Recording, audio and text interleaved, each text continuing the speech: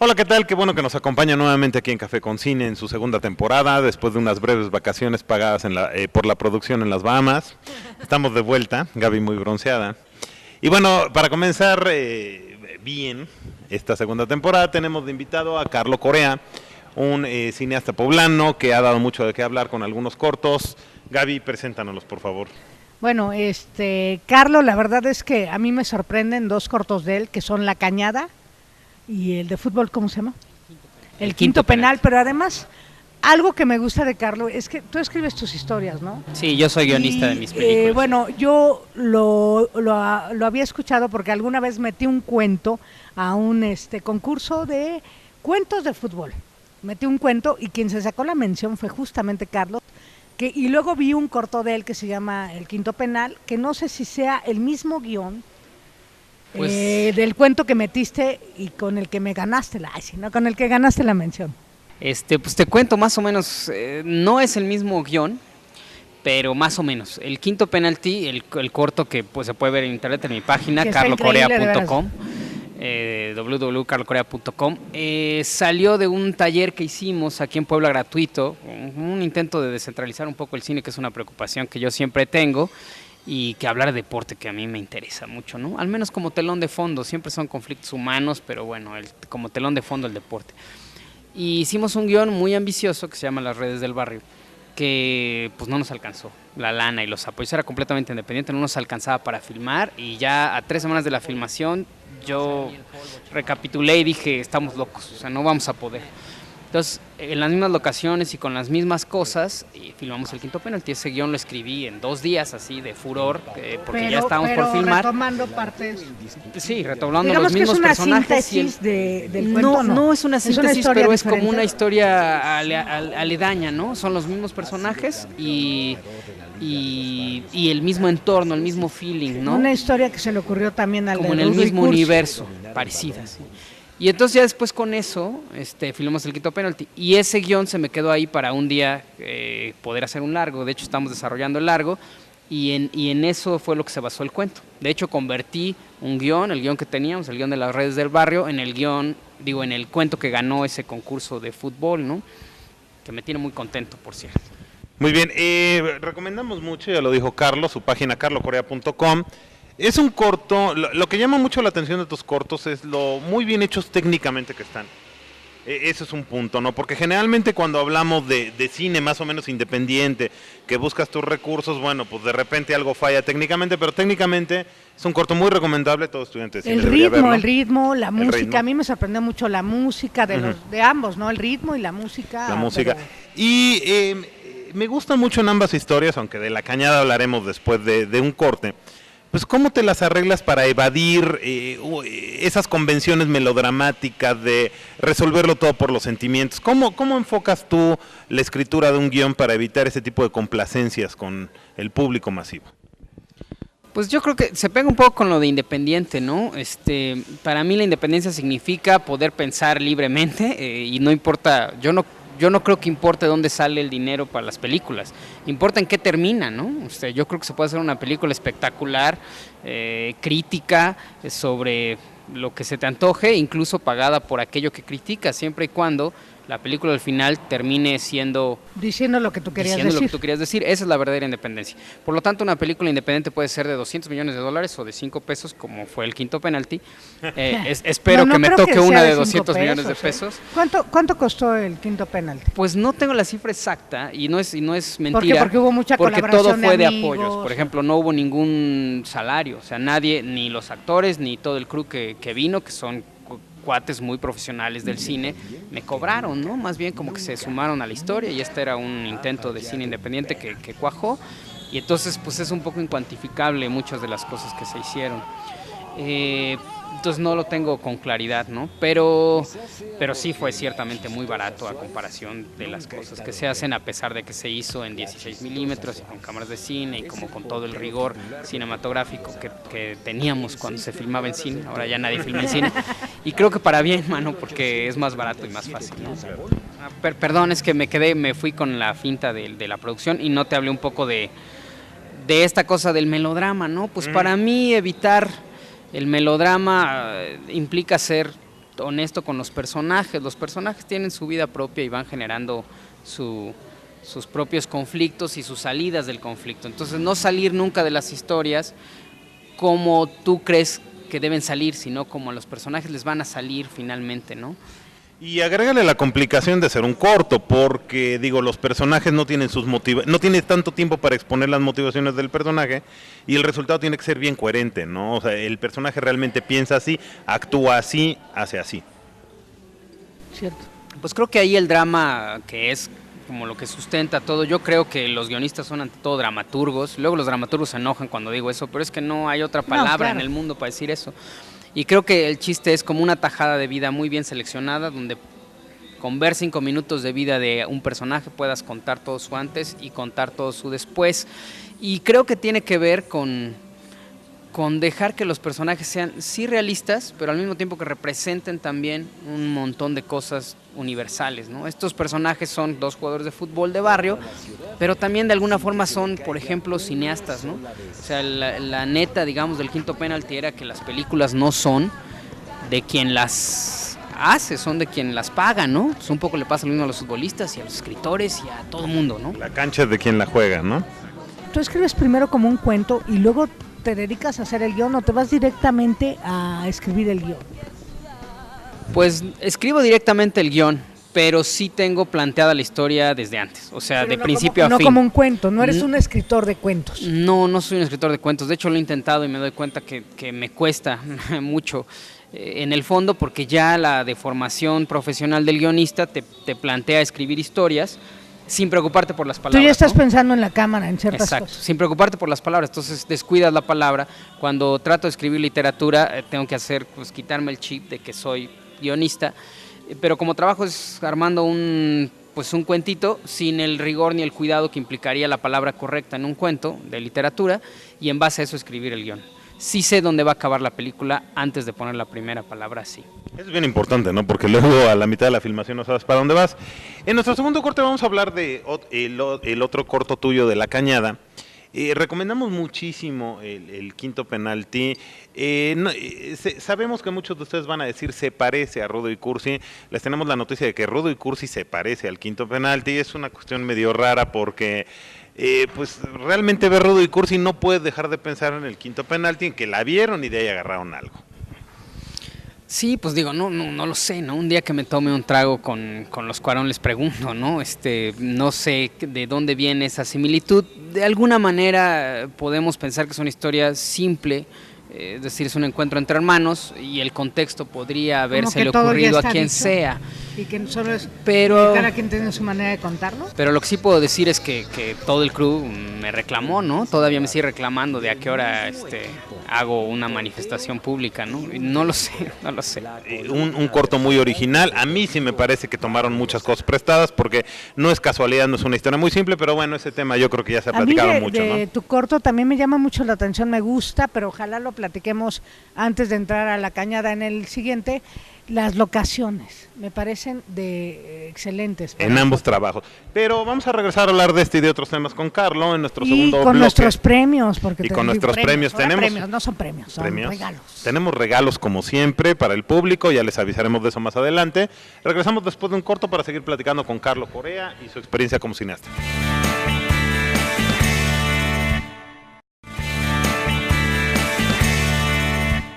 Amigos, qué bueno que sigan con nosotros aquí en nuestro programa Café con Cine. Seguimos con Carlo Correa. Como siempre en Profética, Casa de Lectura. Perdón, sí, que yo iba a decir que gracias a Profética estamos en este hermoso lugar que es Profética, que yo amo, que tiene esta cafetería, su librería y una biblioteca gratis que vale la pena visitar. Tiene unas más preciosas y es gratis. Si no lo mencionas, el próximo programa lo hacemos sobre la Tresor en la calle. Pero bueno, continuamos platicando con Carlo. Nos encantó también otro corto tuyo que es La Cañada. Sí, una historia acerca del narcotráfico que está muy... filmada en Michoacán. Y las locaciones, ¿no? Lo que dice Gaby, ¿cómo le haces para organizar todo esto sin mucho dinero y que se vea real? Porque realmente te queda muy bien. No, pues muchas gracias por la porra. Lo que para mí uno de los procesos más divertidos de hacer películas es la búsqueda de locaciones. Eso es padrísimo, mano. O sea, como el aterrizaje de de aquello que supone la imaginación en la realidad, ¿no? Eso es padrísimo. Primero lo tienes en la imaginación y luego te sales a buscar algo que se parezca, o tú ya tenías como, aquí podría ser tal escena, un referente. Casi nunca, la verdad es que lo he intentado y no me ha tocado, la verdad es que siempre invento la historia, hago dibujitos y le empiezo a enseñar a la gente con mi dibujo, oye, ¿has visto algo parecido a esto? Así fue con La Cañada. Y dimos vueltas por todo. No, soy pésimo, pero al menos sí cuido la perspectiva en mis dibujos, es lo único que cuido, y entonces con eso me doy a entender con la gente en mis storyboards y en mis búsquedas de locaciones. Buscamos locaciones para La Cañada en 5 estados, y eso es parte como del proceso divertido, y al final se hizo en Michoacán, entre otras cosas porque la locación era espectacular y porque el gobierno del estado dio muchísimos de los apoyos con los que se hizo la Cañada, ¿no? Que hubiera sido imposible. Y el gobierno del estado te dio apoyo para un cortometraje que habla de narcotráfico, aún siendo Michoacán de los estados con más problemas de narcotráfico, sin ningún... Sí, sin ninguna bronca. Fíjate que, por ejemplo, íbamos a filmar en una pista que estaba hecha por militares y los militares sí no nos dieron permiso, que el narcotráfico no se puede, etcétera. Esto hace muchos años, ¿no? O sea, yo pensé, de hecho las críticas cuando se estrenó La Cañada, que fue en el Festival de Guadalajara, en el Festival de Morelia, nos decían que era como así, lo veían como de los 70s. Con terrible tristeza vemos que hoy se ha vuelto como actualidad, ¿no? Y eso pues es como terrible. Bueno, pero es una de las capacidades del cine, ¿no? Presentir lo que hay en el aire, adelantarse a los acontecimientos, dar un punto de vista sobre algo que a lo mejor hace unos años no estaba en el centro de la discusión y que ahorita lo está. Y estar siempre presente, o sea, sí, el narcotráfico puede ir y venir en olas, pero finalmente los conflictos de los personajes deben ser para siempre y para el espectador de dentro de 20 años y para el que lo está viendo ahorita, ¿no?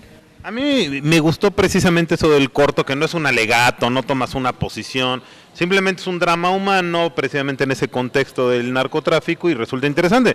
Pero vaya, ¿el tema en sí te motiva o simplemente es un pretexto para contar una historia humana? Hijo, la pregunta es buenísima porque al principio era un pretexto para contar una historia humana, o sea, lo que me interesaban eran los personajes y dije, bueno, estos personajes, ¿dónde los pongo que sean verosímiles? Pues entonces son narcotraficantes, ¿no? Pero después tiene que volverse algo importante, porque si no, tomas el tema con ingenuidad, con ligereza, entonces no importa si el tema surge después de la historia, como en mi caso, yo casi siempre pienso en situación primero y de ahí saco el tema. Pero en cuanto el tema está delimitado, tienes que abordarlo con el mayor rigor que sea posible, porque si no, te lo comes. Y a mí me interesan siempre los temas, ¿no? O sea, el quinto penalti finalmente es, como decías hace rato, o sea, el tema de la película, o sea, el lema es la cancha es de quien la trabaja, ¿no? O sea, finalmente hay como intentos de búsqueda de cierta preocupación social, ¿no? Una postura. ¿Cómo hay alguna fórmula, algún truco para, digamos, Carlo Correa, cómo se aleja y quita lo personal, que es un problema para cualquier autor, quitar lo personal de mis historias, de lo que voy a contar, para que se vuelva universal y ese sentimiento que tiene este personaje lo tenga otro y entonces le interese? ¿Cuál es la fórmula? ¿Cómo le haces? Híjole, es una preguntota espectacular, güey, como para 10 programas. No sé. Exacto. No sé realmente, pero digamos un poco sospechando cómo, primero no rehuyo a lo personal, es decir, solo hablo de cosas que me interesan, ¿no? Si no, no se puede hacer una película, si del tema no te interesa, no se puede hacer. Y luego, por otra parte, saber que los personajes no son tú, ¿no? A pesar, por ejemplo, el quinto penalti, pues hombre, o sea, tanto yo como mi hermano, el actor Rodrigo Corea, pues quisimos... Que maneja súper bien el balón, que hace lo que hace, pues lo que se ve en la película, él lo puede hacer en la realidad, pues los dos quisimos y soñamos ser futbolistas, y a la fecha, ¿no? Y por lo tanto está como muy personal el rollo, y al mismo tiempo tiene que ser otros, tienen que ser un personaje que tiene una vida propia, que tiene que ser diferente a la tuya. Yo les invento pasados diferentes a mí y de esa forma me alejo un poquito. Carlo Correa no solamente tiene estos 2 cortos, no tienes un trabajo muy amplio y estás constantemente en medio de esta situación tan difícil y tan poco comprometida con el cine, pues intentando sacar nuevos proyectos. Sabemos que estás produciendo un corto precisamente de tu hermano, el que actuó en el quinto penalti. Cuéntanos un poquito de eso. Pues el corto tentativamente se llama Knockout, es un corto de box ahora. ¿También les apasiona el box? Como Nos el gusta fútbol? mucho, pero ese sí no lo jugamos para que veas. Bueno. La única vez que intenté jugar, yo estuve entrenando box y así, después de un tiempo me rompí la muñeca, entonces ya lo abandoné, ¿no? Ya dejé eso. Pero sí, nos entusiasma mucho, es de dos exboxeadores que se juntan después de 35 años de no verse a pasar el año nuevo juntos. Es una reflexión sobre la muerte. Y mi hermano lo dirige, yo escribí el guión, pero mi hermano lo dirige. Quisimos hacer el intento pues de cambiarnos los papeles para jugar un poco. Yo lo produzco y lo escribo y ha sido una gran experiencia para mí. Tenemos a los Cohen de Puebla. Sí, los Corea. Los Corea. Pues era este proyecto es un poco como el inicio formal de lo que será nuestra productora, Corea Films, que pretende pues hacer películas sin parar, ¿no? Wow. ¿Algún proyecto para un largometraje? Que bueno, ese es el sueño de muchos directores mexicanos. Y es el mío también, pero antes de decirlo quiero decir que sí, después de hacer muchos cortometrajes me he dado cuenta que es un formato en sí mismo y que si bien yo quiero hacer 20,000 largometrajes, también quiero hacer cortos porque hay historias que solo pueden contarse en cortos. Ahora que hablábamos de lo de Rudy Cursi, nada más decía que, o sea, yo creo que el gran problema de Rudy Cursi, y en ese sentido el quinto penalti se defiende bien, es que la historia de Rudy Cursi está ordeñada. O sea, eso solo puede contarse en un corto. Claro. Entonces, sí hay un proyecto de un largo que con un poco de suerte empezamos a filmar a finales de noviembre de este año, que es una historia de amor. Son puras historias de parejas, de amor y de sexo, que yo voy a dirigir y pues a ver qué tal nos va con eso. Perdón, por lo que te interrumpía, es una cuestión que pasa mucho en la literatura. Digamos que la novela se vende muchísimo, y hay muchos escritores muy buenos. Cortázar era mejor escribiendo, a mi gusto, cuento que novela. Y los libros de cuento no se venden hasta que ese escritor logra colocar una novela. La problemática para la distribución no es solo en México, es a nivel mundial. De cortometrajes, los cortometrajes son solo una prueba, pero cuestan dinero y eso. ¿Qué sería lo que lograría que hubiera como una mayor difusión del corto? Y atención, sobre todo. Yo creo que sí es una labor de los cineastas, que casi siempre los cortometrajes se asocian en la mente del espectador no interesado en el cine. Mi abuelita pues piensa que los cortometrajes son mal hechos, porque en general son pues pruebas de estudiantes, ¿no? Entonces la primera cosa que haría es responsabilidad de los cineastas, que es hacer cortometrajes buenos, ¿no? Bien producidos, claro. Técnicamente bien refinados. Porque al fin es un corto, puede usar tal camarita, claro, no tengo por qué. Exacto, porque finalmente finalmente el problema es que todas las escuelas de cine del mundo y de comunicaciones tienen que enseñar haciendo cine con cortometrajes por un problema pedagógico y de financiamiento. Entonces eso a veces les dota de un carácter demasiado experimental en el peor de los sentidos, o sea, como de ensayo mal hecho, que le da al corto una mala cosa. Entonces, primero yo creo que estaría bien que los propios cineastas se abocaran a la calidad de los cortometrajes. Y en segundo lugar, creo que va a pasar de foul. El formato de largometraje es un formato inventado por las funciones de cine, es decir, claro, para que hubiera 3 funciones en la tarde se estilizó que duraran 1:30, 2 horas las películas. Eso, con las nuevas ventanas de exhibición del internet y de todos, va a ser diferente. A veces uno tiene 10 minutitos que dedicarle con atención clavada a una película y no tiene las 2 horas porque hoy tengo que trabajar mucho. Entonces, eso va a crecer naturalmente, sí, el cortometraje. Internet definitivamente se va a convertir en la salvadora del corto y en la difusora y en la promotora del corto. Carlos, pues 15 minutos son muy poquito tiempo para que puedas platicarnos toda tu experiencia, todas tus anécdotas, pero vaya, tómalo como una invitación para volver. Esperemos en noviembre estar platicando de esa película y muy pronto pues, estar hablando de la película ya estrenada. ¿Cómo no? Pues muchas gracias por la invitación. No, para mí hablar de cine es padrísimo. Más bien les agradezco la atención a la chamba que uno hace y pues nada, reiterar la invitación de ver carlocorea.com, que es la forma más fácil. No se pierdan esos cortos. Regresamos a Café con Cine, nuestro tercer bloque, y recuerden que tenemos regalitos de los que vamos a hablar precisamente en la tercera parte, así es que no se despeguen, volvemos en un momento. Bastantes regalitos. Bastantes regalitos, venimos generosos.